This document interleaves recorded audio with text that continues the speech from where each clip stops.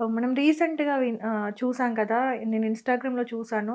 ఒక అమ్మాయి పాపం ఆపరేషన్ కోసం అని యాహ్! వెళ్ళినప్పుడు అన్‌ఎక్స్‌పెక్టెడ్‌లీ ఆపరేషన్ ఫెయిల్ అయ్యి సంథింగ్ చనిపోవడం గూడా జరిగింది. చాలామంది అవును. ఇన్‌స్టాగ్రామ్‌లో షేర్ నిజంగా అంటే అంత క్రిటికల్‌గా ఉంటుంది. ఇప్పుడు నార్మల్‌గా చాలామంది చులకనగా మాట్లాడతారు గదా! Simple yeah! ఆ సిట్యుయేషన్ తర్వాత మాకు అర్థమైంది గూడా ఏంటంటే చాలా మందికి అది అమ్మాయిలకు గాని, అబ్బాయిలకు గాని ఎవరైనా సరే పెద్దోళ్ళు, చిన్నోళ్ళు ఎవ్వరైనా మనుషులనే వాళ్ళకి అర్థమైంది ఏంటంటే ఒక అమ్మాయికి పురుడు తరువాత యాహ్! మనం డెలివరీ తరువాత మళ్ళీ రీబర్త్ అంటారు అమ్మకి. అవునా? బర్త్ ఇచ్చే అవును. అమ్మకి.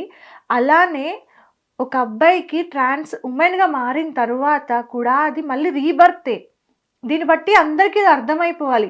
బట్ స్టిల్ కూడా నెగటివిటీ అని పోవట్లేదు కదా అసలు. ఈ జనాలు ఎలా అనుకుంటారంటే ఏముంది ట్రాన్స్‌జెండర్ ఏముంది మహా అయితే వెళ్తారు, సర్జరీ చేయించేసుకుంటారు. హ్మ్. చులకనగా అనేస్తారు సర్జరీ చేయించేసుకుంటారు అని. అవును. అక్కడ ఒక ఆడపిల్ల తన బిడ్డకు జన్మనిచ్చేటప్పుడు నొప్పి ఎంతుంటుందో, దానికి వెయ్యింతలు ఎక్కువుంటుంది మాకు. అవును. ఒక అవయవాన్ని తీసి మళ్ళీ వేరే స్త్రీగా మారాలనుకుంటే అది ఎంత నరకం. సో, మేము ఈ జనాలతో అన్ని మాటలు పడి, సో, చస్తామని తెలిసినా కూడా ఓకే. మేము ఇలానే ఉంటాం. మమ్మల్ని మేము అద్దంలో ఆడపిల్లగా చూసుకోవాలి. మా అవయవాలు మాకు స్త్రీగా కనిపించాలని అవును. చెప్పి, మేము తెగించి వెళ్ళినా సరే, ఏముంది ట్రాన్స్‌జెండరేగా మహా అయితే ఆపరేషన్ చేయించుకుంటారు.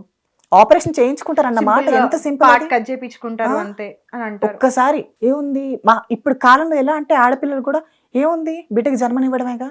అంత అవును. ఈజీగా తీసేసుకుంటున్నారు. సో, దానివల్ల వచ్చే నొప్పేంటో అవేమి ఎవరికీ తెలియట్లా. ఇప్పుడు కూడా మళ్ళీ ఎట్లా అయిపోయిందంటే రాను రాను డెలివరీస్ కూడా అంటే ఆ పెయిన్ ఏంటో నిజంగా నాకు తెలీదు. ఎందుకంటే యాహ్! నాకు మ్యారేజ్ అవ్వలేదు కాబట్టి ఆ పెయిన్ నాకు తెలీదు. దాన్ని తప్పుగానే నేను అనను. అంటే 1 డేలోనే నడిపిచ్చేస్తున్నారు. అంటే యాహ్! 1, 2 డేస్‌లోనే డెలివరీ అయిపోగానే నడిపిచ్చేయడము. అంటే తొందరగా అంత పెయిన్స్ పడుతున్నట్టు కూడా దాన్నంత ఫీల్ అవుతున్నట్టుగా కూడా పక్కన వాళ్ళకి అర్థం అవ్వట్లేదు. అంత ఈజీ అయిపోయింది యాక్చువల్‌గా రాను రాను ఇంక ఇది ఎట్లా ఎళ్తదో కానీ తెలీదు కానీ బట్ ఆపరేషన్ అనేది అలా కాదు గదా! యాహ్!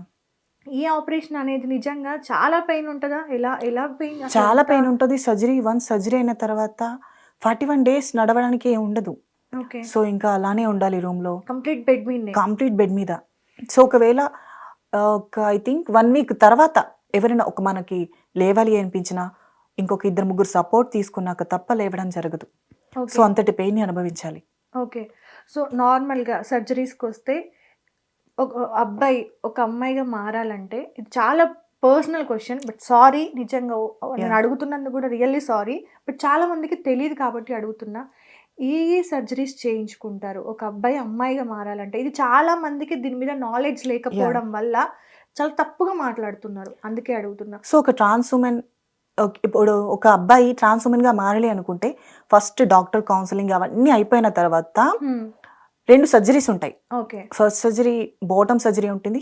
దాని తర్వాత టాప్ సర్జరీ ఉంటుంది. సో, అర్థం చేసుకోవచ్చు అర్థమైంది. అనుకుంటా. అర్థమైంది. సో, 2 సర్జరీసే ఉంటాయి. సో, దాని తర్వాత సర్జరీస్ ఏమీ ఉండవు. అంతే. ఓకే.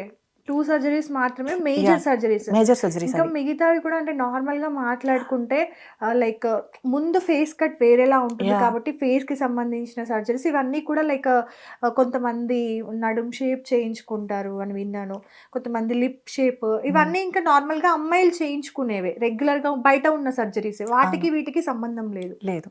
సో, ఇప్పటి కాలంలో ఎలా అంటే మా ట్రాన్స్ ఉమెన్స్ కూడా ఓకే. మేము అమ్మాయిలా మారాము. హ్మ్. సో, ఇంకా కొంచెం అందం కావాలి. ఇప్పుడు ఏ ఆడపిల్లకైనా ఉంటుంది కదా! నాకు ఈ అందం ఉంది. కొంచెం అందం కావాలి. సో, మేము ఆడపిల్లలా మారిన అవును. తర్వాత మాకు కూడా ఆ భావాలు వచ్చేస్తాయి ఇంకా. సో, దానివల్ల కొంతమంది నోసు, లిప్స్ అలా చేయించుకోవడం ఉంటుంది కానీ స్టార్ట్ చేశారు. మేజర్ సర్జరీస్ అయితే రెండే 2 ఉంటాయి. ఓకే. సో, మిగతా సర్జరీస్ అన్నీ కామన్ అవన్నీ. ఓకే.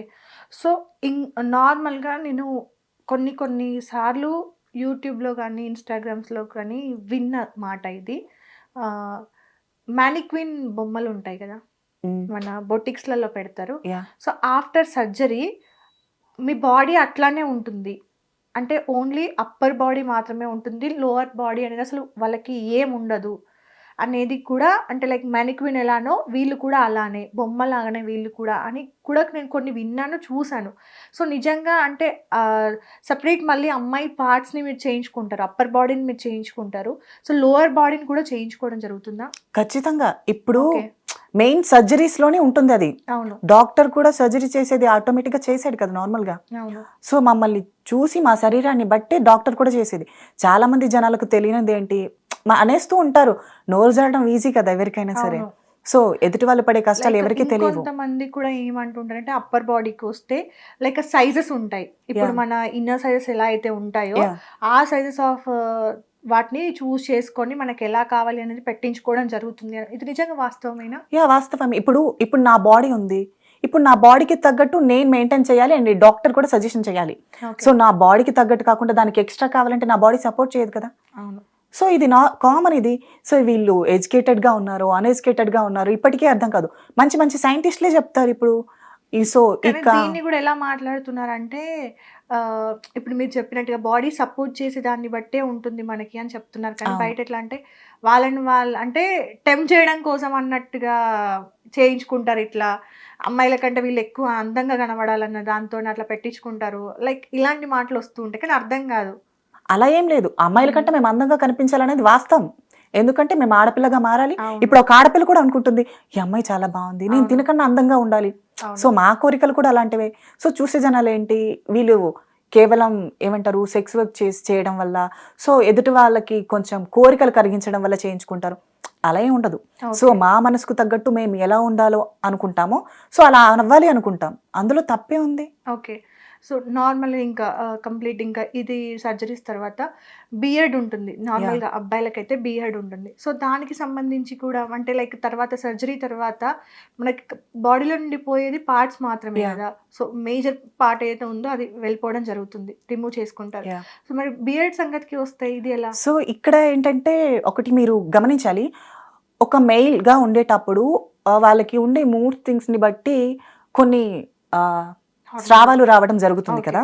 సో ఒకసారి ఆఫ్టర్ సర్జరీ తర్వాత పార్ట్స్ కట్ అయిపోయిన తర్వాత అలాంటి సో ఇలా ఏమంటారు లోపల బ్లీడింగ్స్ అవ్వటం కానీ ఒక మెయిల్కి ఉండే హార్మోన్స్ ఉండటం కానీ ఉండవు. సో పార్ట్తోనే అవి సగానికి సగం పోతాయి. సో దానివల్ల హెయిర్ కూడా గ్రో ఉండదు. ఓకే. సో దానివల్ల ఫీమేల్ హార్మోన్స్ వచ్చేస్తాయి, బాడీలోకి ఎక్కువగా పెరుగుతూ ఉంటాయి. ఓకే. సో దానివల్ల బియర్డ్ అవి వాటిని ఆగిపోతాయి. ఆగిపోయిన తర్వాత మేము లేజర్ ట్రీట్మెంట్ తీసుకుంటాం. ఓకే. లేజర్ ట్రీట్మెంట్స్ వల్ల టోటల్ రిమూవ్ అవుతుంది. సో అలా ఓకే. ఓకే. సో వాటి వల్ల కంప్లీట్ ఇంకా మీరు మెయిన్ సర్జరీ వల్ల ఇక్కడ హెయిర్ కూడా మొత్తం కంప్లీట్ గా ఆగిపోతుంది. ఓకే.